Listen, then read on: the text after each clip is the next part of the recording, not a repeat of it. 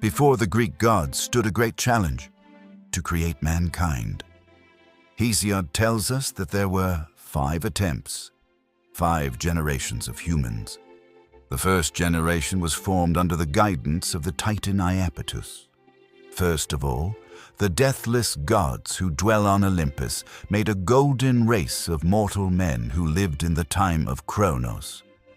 They lived like gods without sorrow of heart, remote and free from toil and grief. Although these first humans were immortal and lived among the gods, once they left the stage of earthly life, they transformed into daimones, guardians of humankind. The word daimon in ancient Greek meant knowledge or wisdom. These spirits protected peoples, lands, crafts, and arts. Later, after Zeus's war with the Titans, they, together with Kronos, were cast into Tartarus, and with the arrival of Abrahamic religions, these first godlike humans were sadly renamed demons. Yet once, communion with a daimones was simply called the cult of ancestors. Plato described them as Lemurians, beings without flesh but with reason, and notice, they never aged. Time, Kronos himself, had no power over them. The second race of men was also created under Iapetus. Among them were fallen Titans and their children, like Prometheus.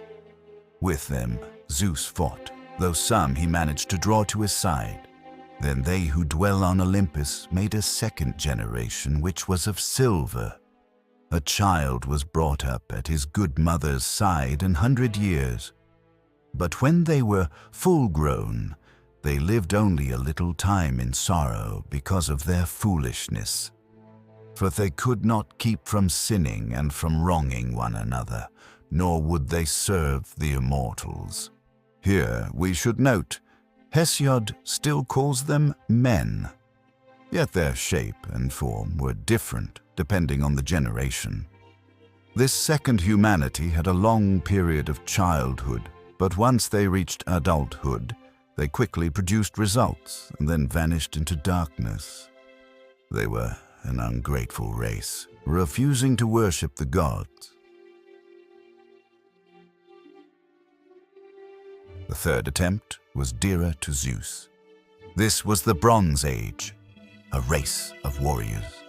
Zeus, the son of Kronos, made a third generation of mortal men, a brazen race, terrible and strong. They loved the lamentable works of Ares and deeds of violence. Their armor was of bronze, their houses of bronze.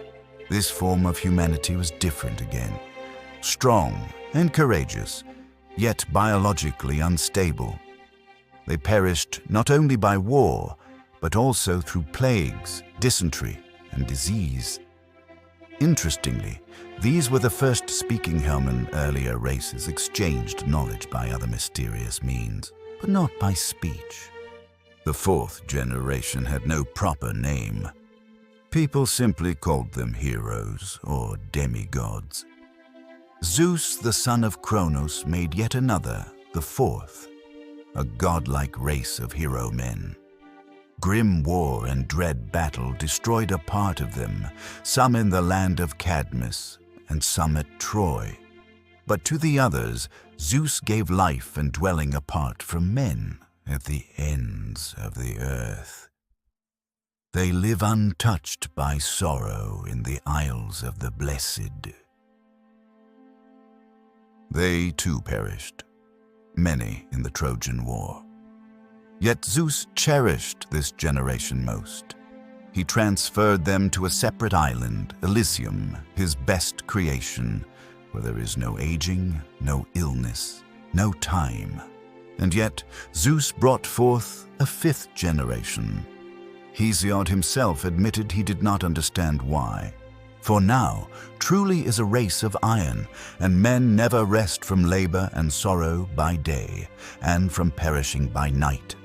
The father will not agree with his children, nor the children with their father. Zeus will destroy this race of mortal men also, when they come to have gray hair on the temples at their birth. Why would Zeus create such a heavy and difficult race after the noble heroes? Why are people in this age born already destined for suffering? Perhaps the mystery lies in gray hair. Before it, people are different. Blonde, dark-haired, red, but once gray, all become the same. And maybe this is the end of the experiment. Zeus's project was called life, in all its diversity, individuality, and brightness. The loss of variety and color might mean the closing of the project itself. What do you think? If the fourth generation of heroes was so good, why was there any need for the fifth? What is Zeus still trying to achieve through us, the Iron Race? Let me know your thoughts in the comments, and in the next video, we will continue this conversation.